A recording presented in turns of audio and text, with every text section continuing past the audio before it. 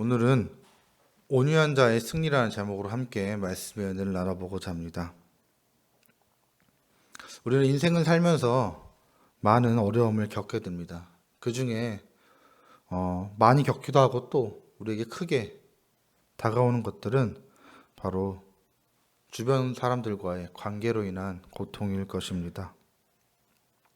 우리의 마음 같아서는 받은 고통을 그대로 되돌려 주고 싶지만 성경은 우리에게 원수를 대적하지 말라라고 말씀하고 있습니다.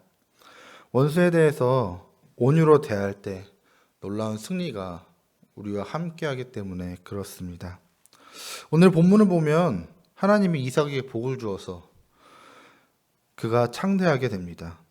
이삭은 블레셋 땅에서 100배나 되는 땅의 소산을 얻고 거부가 됩니다. 하지만 그것은 지역 주민들과의 갈등을 불러일으키는 요소가 되었습니다. 하나님은 이삭을 통해 많은 민족들에게 복을 주시려는데 그랄 사람들이 이삭을 시기하기 시작했던 것입니다. 그래서 그랄 사람들이 이삭이 판 우물들을 다 메어버렸습니다. 그러나 이삭은 대항치 않고 처음 정착했던 곳을 떠나 그랄의 다른 지역으로 이동합니다. 새롭게 정착했던 지역은 과거 아브라함이 머물렀던 곳입니다. 이삭은 아브라함이 팠던 우물을 다시 파 우물을 만들었습니다. 하지만 여기에도 이삭과 그랄 사람들 사이에 갈등이 발생합니다.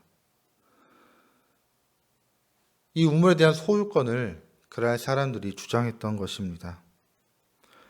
그랄 땅의 사람들은 완고한 사람들이었습니다.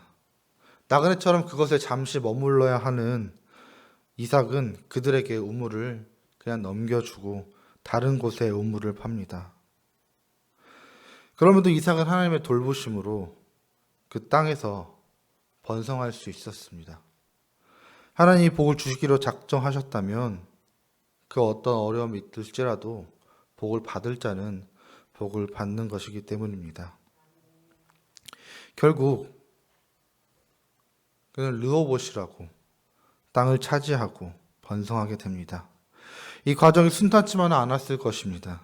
땅을 파고 물이 나오면 뺏기고 또 땅을 파고 물이 나오면 뺏기고 이런 일이 계속된다면 사람 이상 정말 많은 화가 났을 것입니다. 그런데 이삭은 성숙한 신앙인의 모습을 우리에게 보여줍니다. 이삭은 그들의 공격에 공격으로 맞서지 아니하고 온유한 모습으로 그 공격들을 다 흘려보냅니다. 마태복음 5장 5절에 온유한 자는 복이 있나니 그들이 땅을 기업으로 받을 것이며라 하였습니다.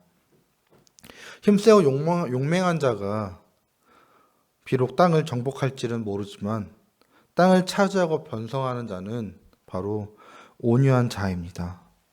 땅을 차지한다는 것은 결국 최후에 승리한다는 것을 말합니다.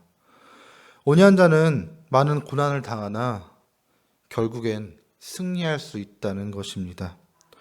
간교한 방법으로 우리를 괴롭히고 가로막는 자들에 대해서 우리는 악을 쓰며 대항하고 있지는 않습니까?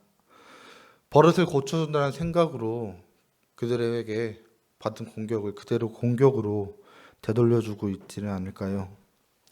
온유한 마음으로 대하기를 원합니다. 내가 손해본다 생각하지 아니하고 그들을 위해 베푼다 생각했으면 좋겠습니다. 그럴 때 하나님께서 기업을 주시고 그곳에서 더 번성케 하시는 복을 우리에게 허락하실 줄 믿습니다. 또한 온유는 믿지 않는 사람들에게 하나님의 임재를 보여주는 가장 좋은 방법 중 하나인 것 같습니다. 우리가 살면서 한순간을 온유로 대하지 못하고 화를 부려서 화평을 깬 적이 모두에게 한 번쯤은 있을 것입니다. 당시엔 너무 화가 나고 힘들어서 그럴 수밖에 없다 생각했지만 나중에 그 일을 돌아보면 스스로를 너무나 부끄럽게 만드는 일인 경우가 많았습니다. 이삭은 온유한 모습으로 대적들에게 승리하여 하나님의 복을 성취할 수 있었습니다. 주님께서 위로를 주시는 화평이 분명히 이삭에게 임했고 이삭은 그 어려운 과정 가운데서도 하나님께서 주시는 복을 통하여서 우물을 또 파고 또 파고 밀려나고 밀려났지만 그럼에도 불구하고 마지막에 결국엔 그 땅을 차지하였던 것처럼 그러한 복이 우리에게 임할 것이라 믿고 우리가 온유함으로 우리의 삶을 살아갈 수 있는 저와 여러분이 되기를 소망합니다.